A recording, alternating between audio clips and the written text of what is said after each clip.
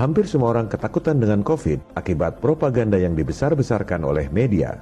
Tiap hari, semua media mengutip jumlah korban terinfeksi dan kematian akibat COVID.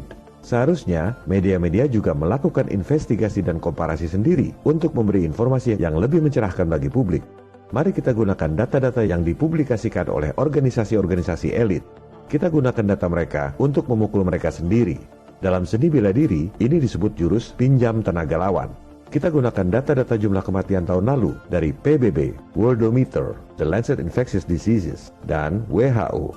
Jumlah kematian orang sedunia tahun lalu, proporsi 131 hari dari 1 Januari sampai dengan 10 Mei, hampir 21 juta orang yang mati. Jumlah kematian akibat kanker tahun lalu, pada periode yang sama, 3 juta orang. Kematian akibat HIV atau AIDS, 616.000 orang. Akibat diare, 586.000 orang. Akibat TBC, 530.000 orang. Akibat malaria, 359.000 orang. Akibat COVID-19 disebut 280.000 orang.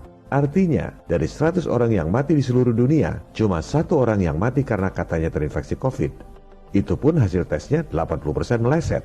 Bukan karena PCR-nya, tapi karena nggak ada acuan ilmiah yang disebut gold standard.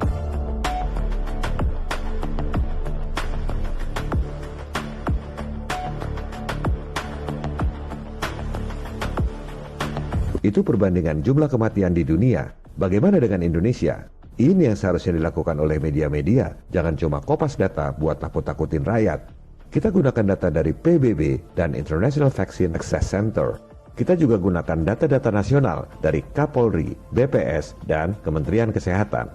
Jumlah kematian di Indonesia tahun lalu, proporsi 131 hari dari 1 Januari sampai 10 Mei, 632.000 orang mati. Kematian akibat diare balita hampir 12.000 orang. Akibat kecelakaan lalu lintas 8.400 orang. Akibat HIV atau AIDS 1.600 orang. Berapa jumlah kematian yang katanya karena COVID? 959 orang.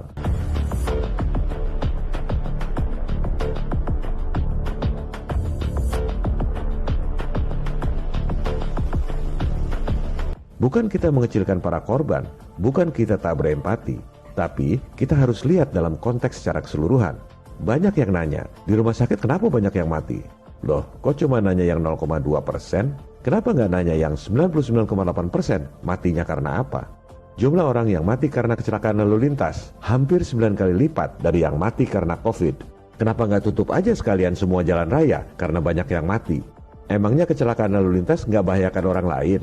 Kenapa bukan mobil-mobilnya aja yang disuruh social distancing supaya nggak ada tabrakan? Jumlah 959 orang itu pun tak ada satupun yang virusnya dimurnikan dan diperiksa. Karena memang begitu acuan dari WHO. Apa yang harus kita lakukan sebagai rakyat? Pertama, yakinkan diri Anda sendiri. COVID-19 tak seseram propagandanya. Sakit pernapasan yang mematikan itu nyata, tapi belum tentu karena COVID. Ada 4.824 orang mati tiap hari di Indonesia. Tapi tidak dibesar-besarkan oleh media. Dari 500 orang yang mati di Indonesia, hanya 1 orang yang katanya karena COVID. Itu pun berdasarkan alat tes yang kambing dan pepaya pun terinfeksi COVID.